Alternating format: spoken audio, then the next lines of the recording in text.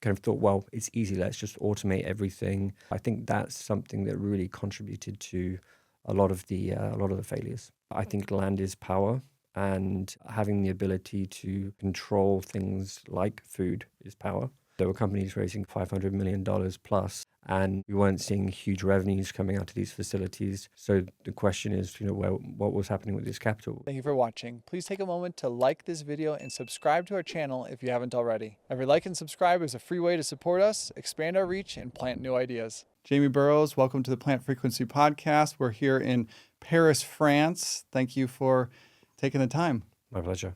Would you share a little bit about yourself, a little bit about your background and how you got to where you are today?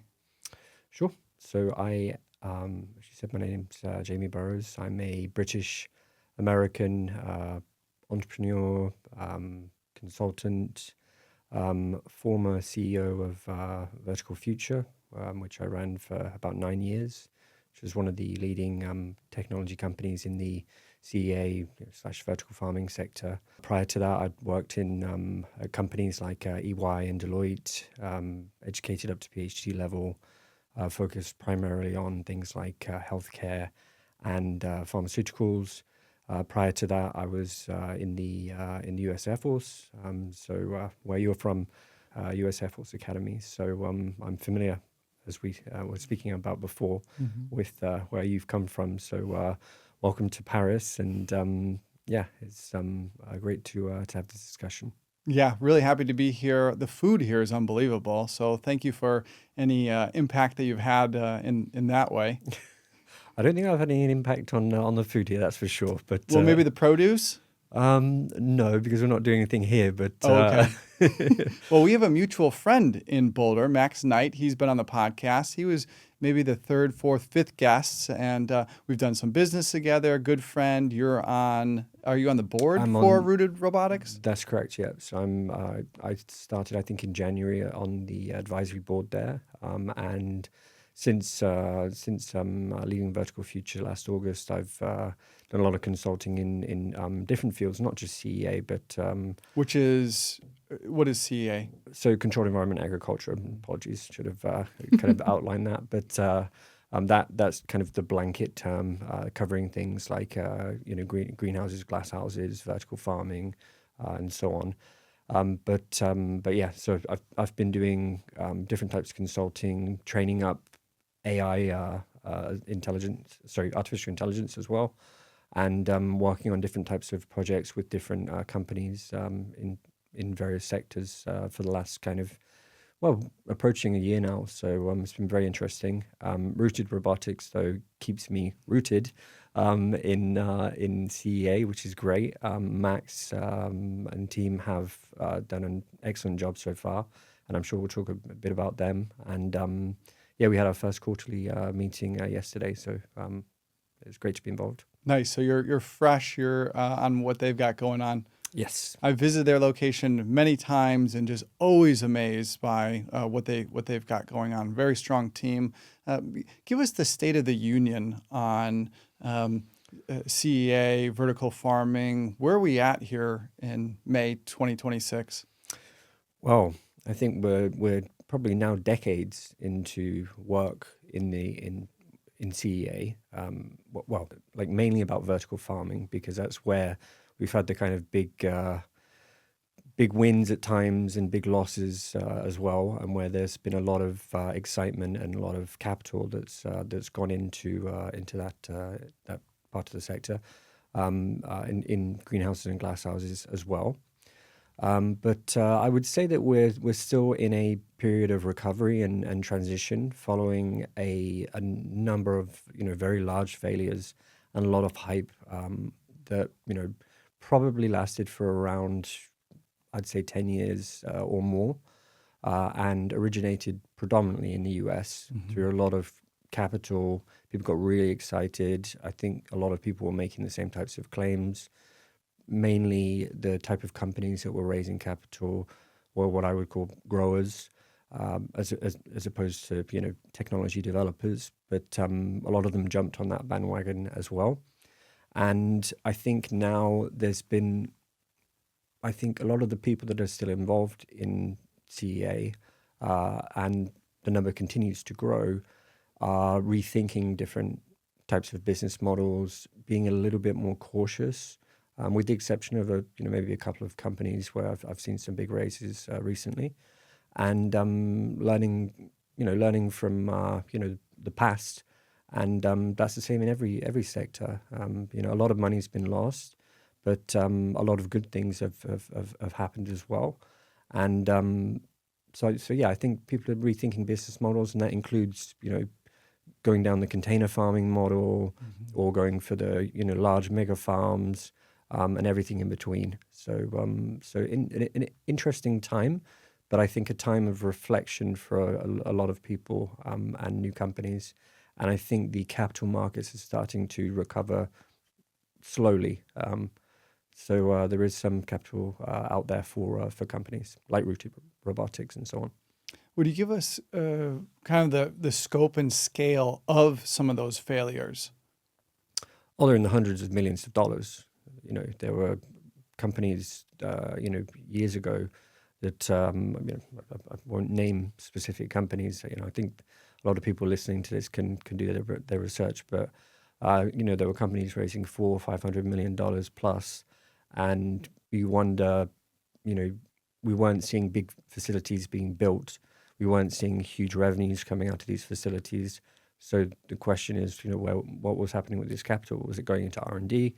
Were people being overpaid? I don't know, maybe it was presented incorrectly. And yeah, so, I think that tarnished the industry quite a lot and made it difficult for new companies that were trying to set up. And I think again, that's a lesson that the capital markets and investors have learned, and I think the wider industry has learned from as well. So yeah, I think again, I go back to the point around reflection and recovery. Mm-hmm. Why do you think these investors were investing in these companies? It seems, from talking to Max and other people in this space, it seems like a lot of these companies made the same mistake. Maybe they underestimated they were really pushing for automation, and they were underestimating the cost of the manual labor actually still involved. And they thought they can get a head of lettuce to 50 cents, but it was still at $3, and it's $3 to harvest it from the field. And how could these investors just get it so wrong? Well, it's a very compelling proposition if somebody comes to you and, vertical farms look. I mean, let's just talk about vertical farms. You walk in, you see a lot of things moving around. You see robots, you see, systems that are running, computer systems that are effectively running the farm, and it's very compelling and very interesting to look at. We're going to obviously talk about light and spectrums and all that, and so for an investor, I think, yeah, interesting in terms of how these businesses presented themselves and looked, but also interesting in terms of what they were trying to achieve and what businesses are still trying to achieve in this space. A lot of talk around water conservation, food security, healthier produce, so on and so forth. If we're just talking about food for human consumption, and obviously the use cases have changed over time. So yeah, I think that's probably, if I was an investor, say 10 years ago, it's quite difficult not to get excited by something like that, especially as the theme of the day has been changing rapidly. I think over the last year or so, we're seeing what's happening now with kind of geopolitics and Iran and the Strait of Hormuz and all that, and that actually shows the fragility of our supply chains and how interconnected everything is globally, in terms of food, in terms of chemicals, in terms of oil, in terms of everything. And vertical farming and CEA more broadly does have the potential to offer solutions. I think the thing that people miss the most is that technology can only go so far. You need the right skill set of people involved in the companies as well. So I think having master growers, people that have green fingers and that have been involved in traditional farming, I think that is something that a lot of the US companies and companies more broadly across the world kind of missed and kind of thought, well, it's easy. Let's just automate everything, not have any, bring a bunch of scientists in, and not have any kind of growers who actually really know about plants. And I think that's something that really contributed to a lot of the failures. Where does your passion and inspiration for this work come from? I think some of the objectives that I mentioned. So I think climate change, and I set Vertical Future up when I was 30. Full debenture on all my assets, threw everything at it, and so for me it was just interesting to think about what could be achieved, and also I come at it from a health angle as well because my background, in healthcare and pharmaceuticals, and I think that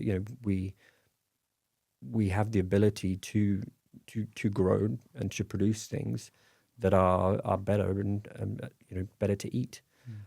So and also have techniques that are better for the planet. So I think that I'd say above all, the health side inspired the health angle inspired me the most. And who in the country or who in the world is leading CEA? Who's doing the best right now with this vertical farming? Because for a while it was the Netherlands. Was my understanding. You mean geographically? Well, yeah. I mean geographically, yeah. I mean, if you want to talk, Netherlands is glass houses. I mean, they have led the way for a long time. Miles of them. It looks like outer space. Looks like another world. It's incredible, yes. And so I'd say that they're doing a lot. I'm sure that there's a lot going on in China. They have a lot, massive installations out there as well. In the US, you have a collection of. I think greenhouses / glass houses are doing much better in the US than vertical farms are. But certainly there are a couple of large vertical farms that are still growing, raising capital, and have kind of more so partnership models, and are doing pretty well. In other news, because of GMOs, monocropping, and soil depletion, Americans are not getting enough nutrients. That's why in 2018, I founded B Micro, the first freeze-dried microgreens company in the US to help Americans get more natural nutrition in their diets. Microgreens are a phase in the plant's life when they're just 14 days old and naturally the most concentrated in vitamins, minerals, and unique antioxidants. Our microgreens are all grown here in the US and certified USDA organic and regenerative organic. We grow, wash, and freeze-dry them to extend their shelf life from 1 week fresh to over 1 year, allowing us to ship anywhere in the US without the worry of spoilage. We have 2 flavors, broccoli, backed by over 2,000 studies on sulforaphane for its powerful detox benefits, and a blend of broccoli, radish, and red cabbage, our most powerful detox formula that we've tested, giving you the most bang for your buck. Easily sneak these into any meal, eggs, pizza, pasta, or even your kids' mac and cheese. We have whole leaf, powder, and capsule options, so you can choose the way that works best for you. Use code PLANT15 to save at bmicro.farm. A big part of Max Knight from Rooted Robotics, his inspiration that he shared is just looking out to the future a little bit with a little bit of a concern around climate change in places that were able to grow a lot of produce, no longer able to. So this vertical farming being a bit of a hedge or insurance policy for food security for the future. How do you think about that? I think hedge and insurance policy are 2 perfect terms for it, and terms I've used in the past. I think going back to what I mentioned about what's happening in the world right now, it's just another example of the fragility of things, and I think a lot of countries are internalizing a lot of this, and do need national food security. There have been a lot of initiatives announced over the years, various forums. I was a World Economic Forum Global Innovator when I was at Vertical Future, and there was always discussion around policies, 2030 targets, and so on and so forth. Unfortunately, I think a lot of the policymakers that announced these targets were a little bit bullish, and we haven't really met them, or we're not on target to meet them. But I don't think that you can deny a lot of the evidence around climate change, and we're seeing it around us. We're seeing, mass migration. We're seeing drought. America is a very good Colorado, example. Yep. driest season, driest winter in recorded history. Yep. I mean, we're in Paris here. We've just had we're in mid-May, and we've just had 4 days of heavy rain, and now today is boiling hot. But there are much more extreme examples, and these issues are going to get more and more acute. I'm not sure how much of an impact CEA can have on these, but I think we have to do a lot more beyond CEA. But CEA certainly can address some aspects, and at least maybe slow things down a little bit in terms of where we seem to be going with climate change. If you were writing policy, if you were in charge of creating a roadmap for the direction of kind of our food and policies, what might that look like? Well, it's difficult because the herbicides, the pesticides, and all the bad stuff, let's just call them the nasties, to put on our produce. If we talk about food for human consumption, we certainly do need a lot of that if produce is being grown outside. Even if we invested hundreds of billions of dollars, let's say, we still wouldn't even be touching the amount of space that's dedicated to growing produce outside. If you invested hundreds of billions into CEA? Into CEA, exactly. So it's not like, there's a silver bullet for this. It's, food has and will continue to be grown outside, the largest percentage, for many, many years to come, and for the foreseeable future. So about what percentage does CEA represent today? Oh, it's tiny. It's probably a fraction of a percent. Okay. And again, I don't know the exact numbers, but hundreds of billions of dollars probably would not even still get you anywhere close. Just think about the amount of square feet or square meters we're talking about here that's dedicated to. There's a reason why you've got people like Bill Gates, buying up a lot of land in the US especially, and that's why I say it contributes and helps, but it's not a silver bullet, and it's not going to be the be-all and end-all of growing produce. Why do you think Bill Gates is buying so much land in the U.S.? I think land is power, and having the ability to control things like food is power.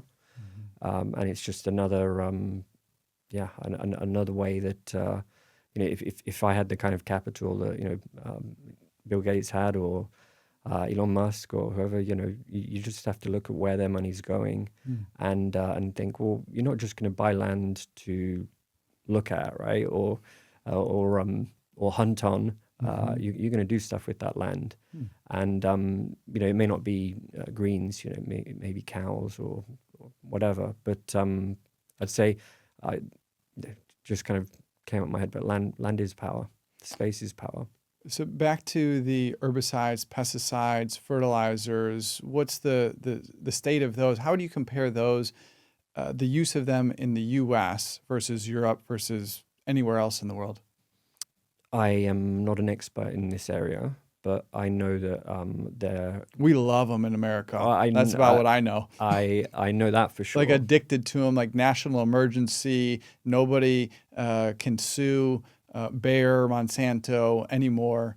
Mhm. I am terrified of policies where we could potentially be getting trade deals with the US to basically, import produce for, to feed my kids. It's not something that I want. So in the US, it's much looser, the policy side. And as you say, you've got a lot of these big companies that you really can't touch. I think in Europe we have much healthier produce, but of course, there's still it depends country by country. France has a very, very strong farming culture, but of course there are still different types of pesticides and herbicides, fungicides, etc. that are used and are a necessity depending on what you're growing. In the US, it seems like we lead with prove it's bad for us. We're going to use it until you prove it's bad. And even once you prove it's bad, we're still going to keep it around for a while. In Europe, it seems like we're not going to use it until you prove that it's good or it's okay. It's like a little bit I'd, of I'd, a I'd, reversed mindset. I'd agree with that. Yeah, I Mhm. think it's almost like if you take a healthcare parallel example, it's like okay, wait until somebody dies, as opposed to preventative policies. Mhm. And yes, I'd agree that that's the way things are and will continue to be. And people have died as a result of poor produce, not just in America, but in places like Singapore, where they import most of their produce from Malaysia, Indonesia, and so on. And it happens only in small batches. A lot of this stuff gets then kind of brushed under the carpet. But yeah, I would say that the way things go in the US is certainly not the way that we should be looking at doing things globally. Why do you think the U.S. is doing it in this way, growing produce the way that it does? I think you've cited some of the companies that are involved and the amount Corporate of capture. Yeah. corporate capture, the amount of control that they're able to exercise over the markets. What are the different levers in, I keep calling it vertical farming because I think my audience understands that term Mm. vertical farming a little bit more than CEA. What are the different levers in vertical farming? Wow, where do we start? I think And where's there the most innovation? Where are you the most excited right now? the most innovation is in lighting. I think that I mean, Rooted Robotics obviously they focus more so on things like what I would call the ancillary aspects of the farm. Automated seeding, harvesting, washing, so on. Things that they can bring down like tenfold from their competitors' pricing. Machines that cost $100,000, they can produce for $10,000, $15,000. Correct, yeah. And depending on scale of farm and what solutions required and so on. But and they're very, very important. And it's not just about unit economics, it's also about precision, for example, in seeding. But yeah, I think more broadly, I think the most innovation, um, I think I wouldn't say the most innovation, but the most need is actually in lighting. The problem is light. I mean, there've been many.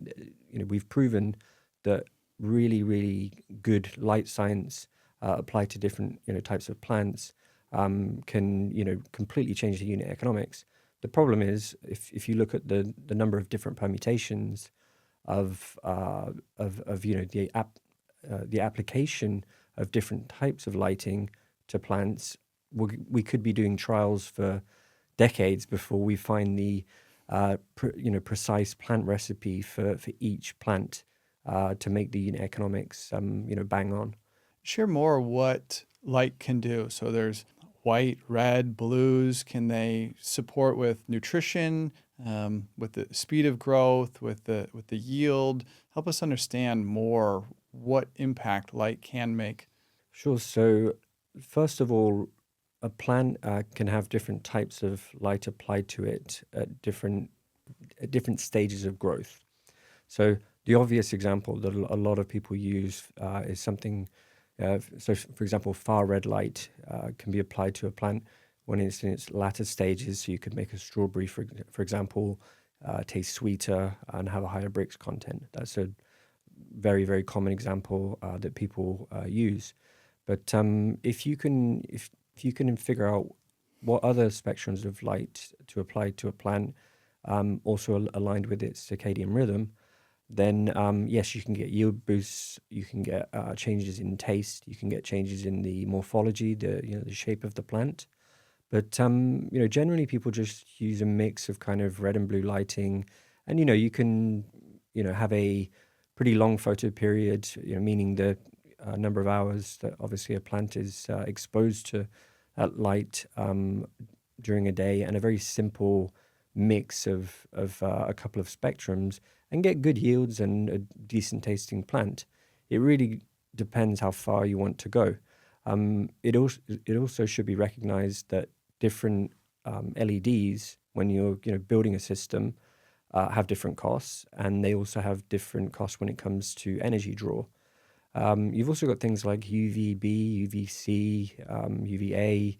A lot of these things are used for things. So UVB would be, for example, for cleaning, or like the kind of plant canopy, and making sure that that's more so focused on the health side of things. Beating down like mold, E. coli, salmonella. Correct. Yeah. And then UVA is kind of more if you're looking at the pharmaceutical side of things. So, for example, we at Vertical Future, we had a 5-board spectrum.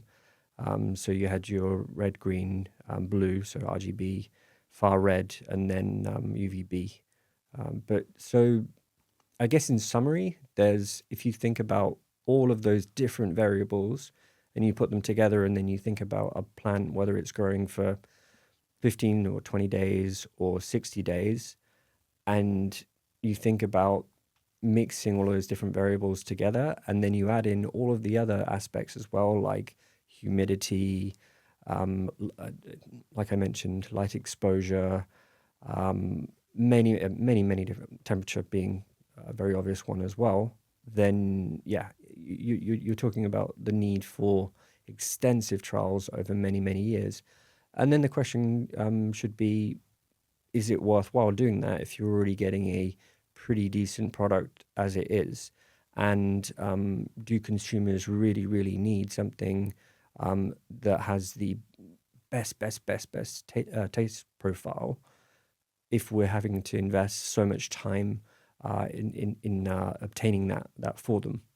Speak to, on the nutrition side, how can these lights increase nutrition?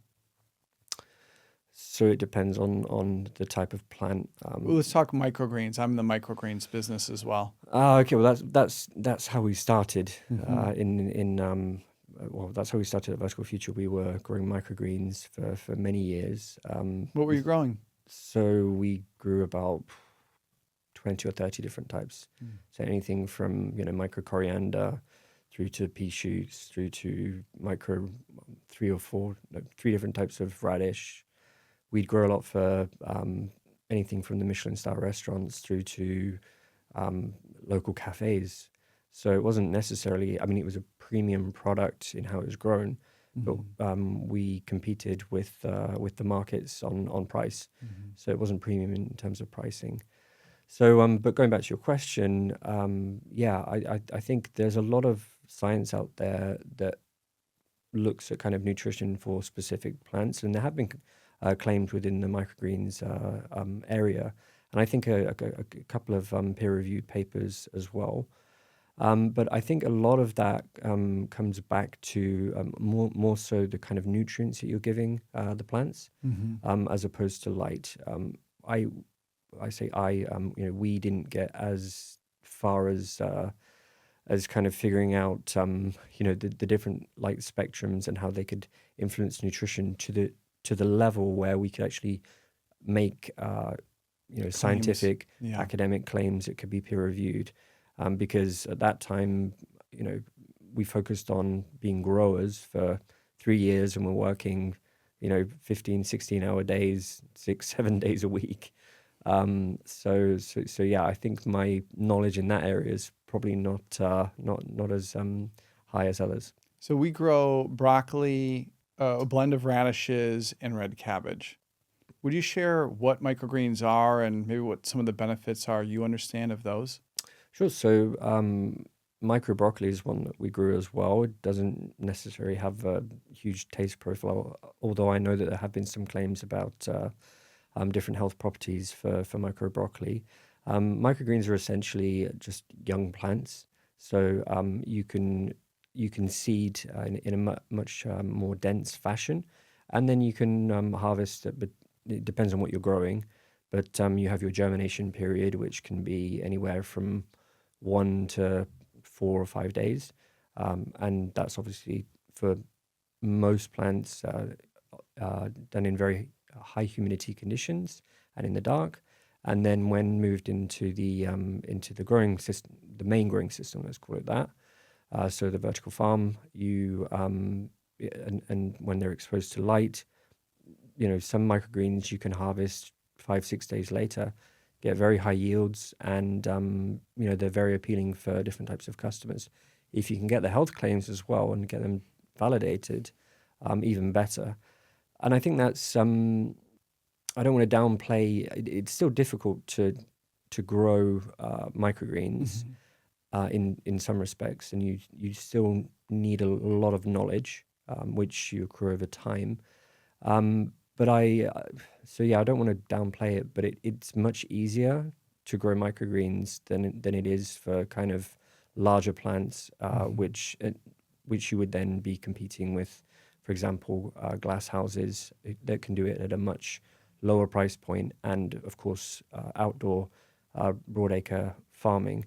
So I think that's why if you look at a lot of the salads, for example, that are coming in coming through from, I can use a couple of examples from the UK.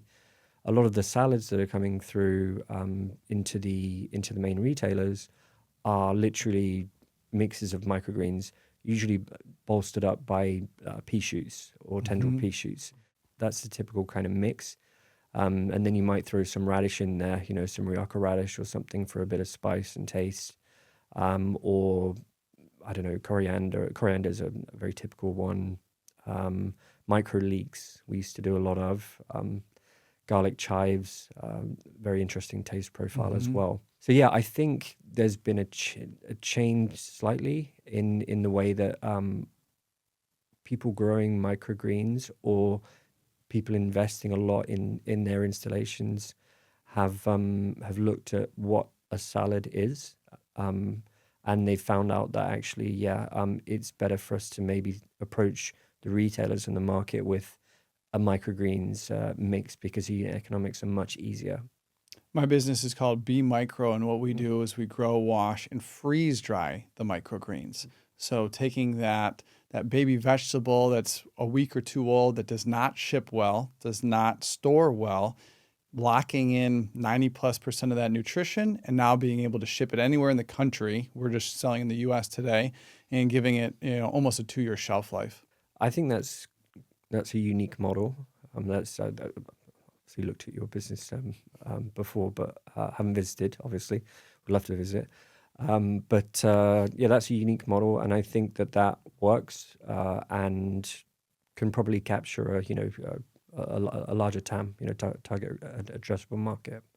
So takes a lot of education. Yes, it does. We were the first freeze-dried microgreens company. So first people are like, what the heck are microgreens? And then why would I eat them freeze-dried? And what is freeze-drying? Yeah, I think more companies doing that would probably be a very good thing. Although that would increase your competition. Sorry. That's okay. My competition really is education, because I don't think you can do it better than us. We're grown in soil, in a greenhouse. We're USDA organic. We're regenerative organic. We're lab tested. And I don't think you could do it better than us. We offer it in many different delivery methods, from powders to capsules to just like a loose leaf. Most people are using it as a garnish on their egg, salad, sandwich, smoothie. And a lot of people are after the sulforaphane and the NRF2 activation. And we have a blend that activates the NRF2 pathway 2 to 3 times as powerfully as broccoli on its own. And we've tested that. That's excellent. I think that the applicability of that model will depend on the market that you're operating in, obviously, and obviously the end consumers. When we were doing microgreens, we were having to deliver at 5, 6 in the morning every day, and they were expected to be in a particular format, ready for the chefs to use.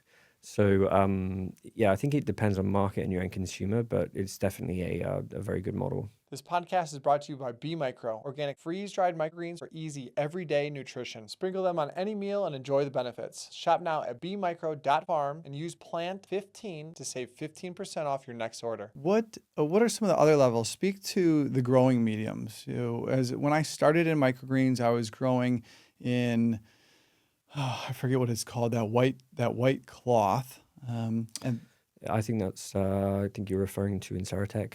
Yeah. And then we tried coco coir, hemp, very expensive, jute, and then we ended on soil. So we used to grow on a lot of jute. So jute was pretty. It also depends on the plant. So some respond better to others. The Inseritech, the white kind of cardboard-looking product is. I'm giving them free marketing here, but that's a pretty good product if you're doing, for example, live product and shipping it to the customer, because it can hold a lot of water for obviously depending on temperature and shipping and everything, but for a couple of days. And if you look at a lot of the kind of older businesses that are still operating, and we go back to the Netherlands, you've got huge businesses like Coppercrest that ship live microgreens all over the world. And I believe that they use that as a growing medium. Yeah, they're shipping them live. Yes. Unbelievable. Correct. Yeah. Would love to see that operation. So usually in these kind of 16, you'd have 16 individual kind of little punnets that would be in each box, and we did a bit of that as well, but yeah, the only way that you can do that is through an appropriate growing medium that can actually hold that water. Otherwise, the plant's obviously going to be dead. Have you seen any research around nutrition and growing medium? Not particularly, no. Our lab tests have shown, we've grown on all of it, and our lab tests have shown soil makes the microgreen about twice as nutritious as hydroponically grown. The problem with soil obviously in vertical farms is, it goes without saying between you and I, but just for the benefit of the audience, is you're introducing potentially a lot of nasties into a very contained, controlled environment, and one or two flies can absolutely destroy the farm. You can get Pythium outbreaks. We had a couple where you literally have to clean out the entire farm and then start from scratch. And if the bigger the farm you have, the higher the risk. If you're using something like soil, so I completely recognize the claims and the benefits of using soil, but in a very contained vertical farm, it can be very risky. Yeah, we're growing on just like one single level under, just in a greenhouse, and yeah, it's much harder for the farmer. It's dirty, it's heavy. It's much more complicated, I would say, for the beginner grower. Something maybe like a jute. Start with radish is what I typically recommend. Really wants to grow in it. It's a fast grower. Well, I mean, I think anybody can grow radish. Yeah, right? Just start there, and it's so good for you. On your windowsill, even. What plant do you feel most connected to? Potatoes. Potato plants. Because I'm English and I like chips. So. I did one of those DNA tests, and I'm mostly English too. I'm like 60% British. Okay. So I'm with the potatoes, but I mostly do sweet potatoes. I understand that they're a bit healthier for us. I like sweet potatoes with a sriracha dip. Yeah. So yeah, that's probably what I'm connected to most. If someone listening right now looking to get into vertical farming, into the industry, where would you direct them? Tough one. So it depends where they are in the world, but let's say they're in the US. I would say look look at your competition, look at what the market wants, and respond to consumer needs, and then start thinking about the kind of business model that you want to come up with. I think don't start too big. So think about the type of investors that you want to bring on board from the beginning. If assuming that They're they entrepreneurial. Maybe they just want to get in and just be yeah like a worker and start to learn that way. yeah, I mean, doing that as well, I think is good. But if you don't have the capital and you need to go out and find investors, be very, very careful because, going to a lot of these VC funds, especially with what's happened in the past, they're gonna, That's expensive money. exactly. So, we were very fortunate at Vertical Future, in the sense that we had a lot of investors that were individuals, ultra high net worth, and yeah, a great group, but not everybody has that benefit of access, and end up having to chase expensive money. And I'm not saying that VC funds are kind of all bad or anything, but they have return expectations, and obviously they have people that put money into their funds that they have to deliver for. So we had the opportunity to i.e. take money from multiple VC funds during the course of the 9 years that Vertical Future ran, but we declined on each occasion. Speak to the role of AI and vertical farming. I think that it's overused. I don't. I'm very skeptical of the level of AI integration in most vertical farms. I think that there's a lot of machine learning that's going on, but I don't think that. I mean, I know that there are some companies that do have proper AI integrated within the vertical farming systems, but I think it's still very, very early on.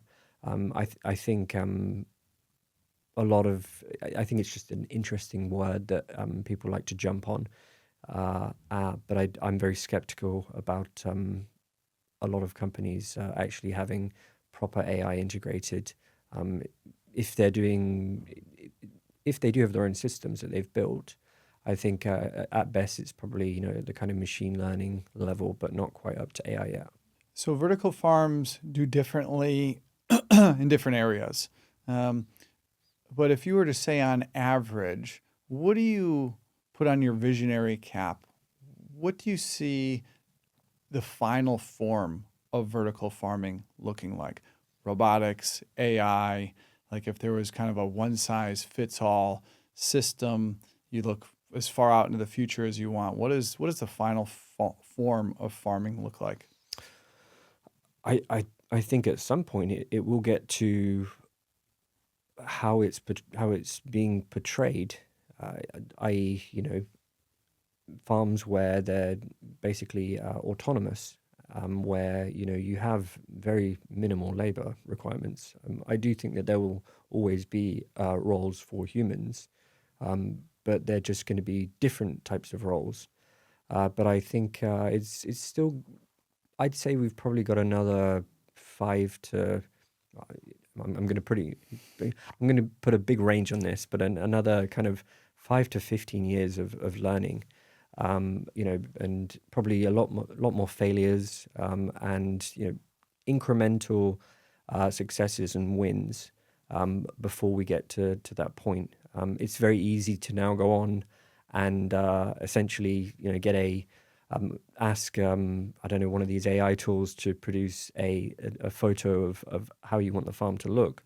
But in reality, you then have to develop that technology, or if you're just a grower, you need to find somebody who has that kind of technology that's going to work with the the cash that you have available, and deliver on the unit economics.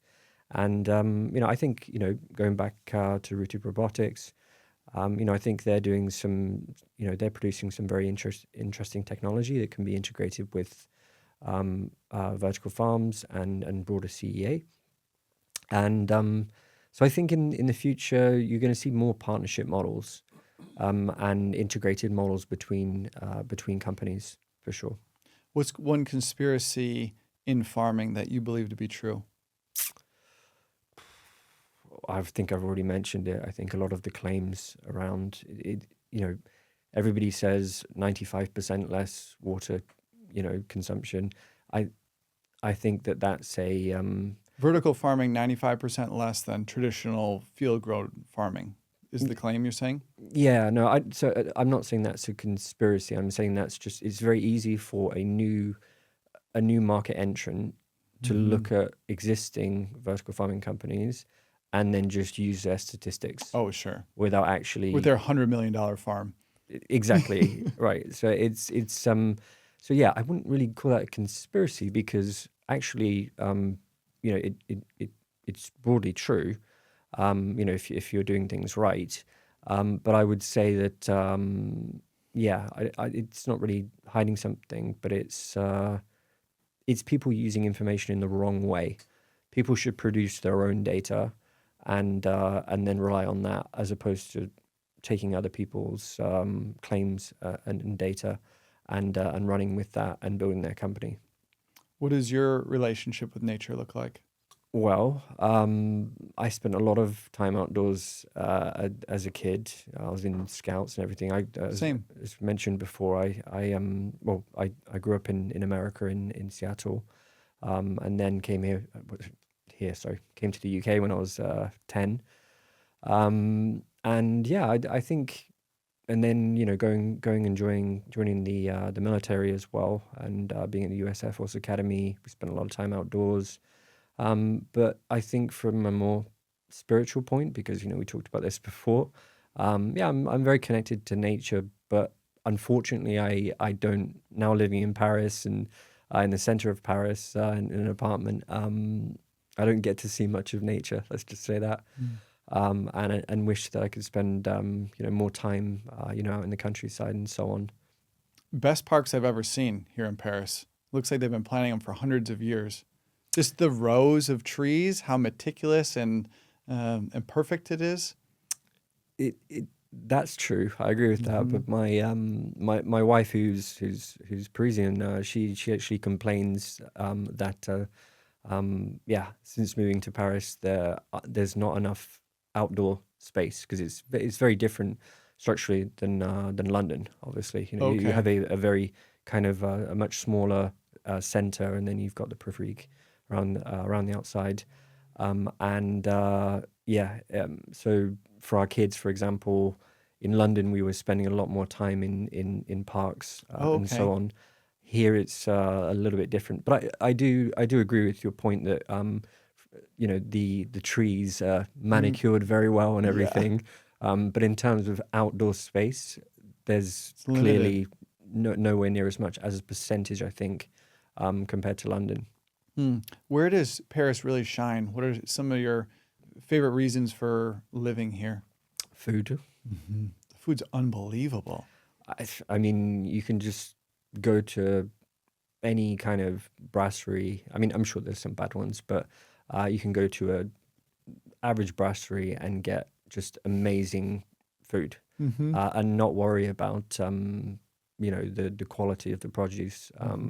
I eat a lot of kind of steak tartare, which is you're eating beef raw, and don't worry about that. I've been eating a lot of duck. Almost every Yeah. dinner is like the duck is Yeah, unbelievable. so I had duck 2 days ago. So Marguerite de Canard is very good as well, and I think food is the big one for me. I mean, for example, on Deliveroo, you can order like I can't remember the name of the restaurant, but it's a Michelin star burger restaurant, and I get that, and it's like the equivalent of like $20, right, with delivery fees and everything, and it's amazing. It's reasonably priced here too. I mean, we do get a kind of a bad exchange rate coming from the U.S., but it's still a great price. The quality's through the roof, and it's a memorable experience for me. Yeah, I mean, where we live in the ninth, which is very close to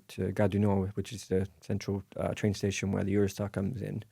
I mean, you only have to walk maybe, I don't know, 50 yards, 100 yards, and you've already got a couple of bakeries, and brasseries, and various places where you can just get great access to produce.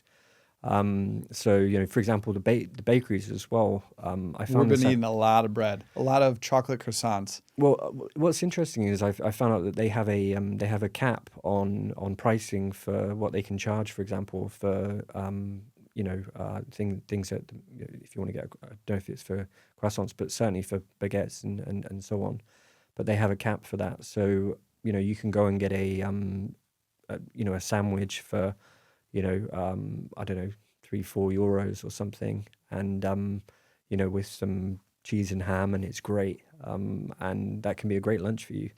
So, What so does self-care look like for you running, your businesses, your family? You've got a lot going on. How do you take care of yourself? um, so I think this last year has been obviously quite a transition. Moving country and so on and so forth. So I think self care for me is spending a lot of the time that I lost when I was running Vertical Future, because I travel a lot there, and I worked very very long hours, to obviously push the company as far as we could go. But I think spending time with my kids is self care for me, in many ways. I don't do much exercise. I should do more. Um, but uh, but yeah, I think that's the main thing for me. And yeah, I'm a big movie fan as well. So when I Do you get the do a lot of time, walking? We're um, walking miles every day. Now we're, tourists here, but yeah, I think I haven't done as much as I probably should. I've been doing a lot of consulting work, as I mentioned, since Vertical Future, and so for me, I've still been working a lot, and that's kept me at home. It's all pretty much all remote. So yeah, I should probably do a bit more. But actually, I'm more of a fan of Paris in the winter, hmm. because you have I I mean, you have fewer tourists for sure, and I just find it more beautiful. But yeah, Share about some of the work that you're doing now and where people can learn more about you um, and what type of projects, opportunities you're open to right now. sure. So I've been offered multiple CEO roles, and C-suite roles in the CEA industry. I've turned them down because I think it was a bit early on. So it's for me after VF. So it was kind of towards the end of last year. But what I've been kind of doing, kind of under the radar, is just, well, people have just reached out to me and asked for different forms of support. And as I said before, not all of it is in the CEA industry. So I've been supporting with business cases, strategic analysis, building financial models. As I mentioned, also training up AI systems for companies. But people can reach out to me to, if they need a new board member potentially. I can only take so many of those on, but or if they need strategic advice, as I mentioned, or just for a general chat. So that's I think the way that my career is going is probably in that direction. Um, I may entertain another kind of full-time role, or set up a new company. We'll see, but it has to really be the right fit for me. Anything else that you'd like to share or leave us with? I think just to really put a positive spin on CEA and vertical farming. Sorry, because I know your listeners are and sorry, viewers are more familiar with that. It is going in the right direction, but I I just think that people really need to think about lessons, mistakes, and really, really do. I mean, we have so much at our fingertips now. to be able to, even through things like ChatGPT, etc., to ask very, very specific questions about what's happened in the past. And I would encourage people to come into the industry, but to do it in the right way.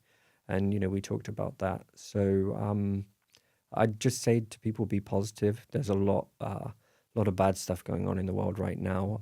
I think we are in, now I'm going to go negative, but we're probably looking for the next couple of years, the kind of tailwind of what's happening, geopolitically, increased prices and everything. So I think it's going to be tough for a lot of people, especially in, different socioeconomic groups, and in low-income families and so on. So, I think we need to keep pushing that innovation button. We need to get more people into this industry, but in the right way.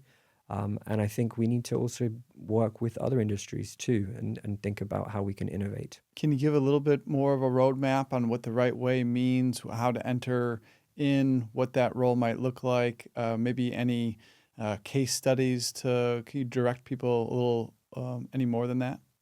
You mean in terms of setting their own business up, or? Yeah, getting into this industry, learning about it. You said, hey, study all these failures. Where can people really learn more about this? I think they need to adopt a combined approach. So I mentioned, I think everybody and their mum uses ChatGPT now. Claude for me. Claude for you. I mean, but and I agree actually. Claude is. I've been using. I think they're more on the side of the good guys. Yeah, I don't want to make any comparisons on online, but I've been using that a bit more as well. So I think when I say combined approach, depending on whatever kind of platform you want to use to your research, do that, but also speak to people like me, speak to others that have been involved in the industry, that are maybe still in the industry, or have come out of it, whether they've succeeded or failed or whatever. And it goes back to that point around, okay, what does the future look like for vertical farming? And I mentioned that, it will be very autonomous and all that kind of stuff, but you still need those human voices. You still need those lessons. You still need those discussions in order to make those informed decisions if you want to enter the market. So, take that kind of two-pronged approach, I would say. And where can people learn more about you, get in touch? LinkedIn. So Jamie, Jamie, Burrows. LinkedIn, just reach out to me. I have a company which I have kind of set up on the consulting side, but obviously haven't put anything online yet. But for now, I'd say just reach out on LinkedIn is the best way. Jamie, thank you so much. Thank you. See you, everybody.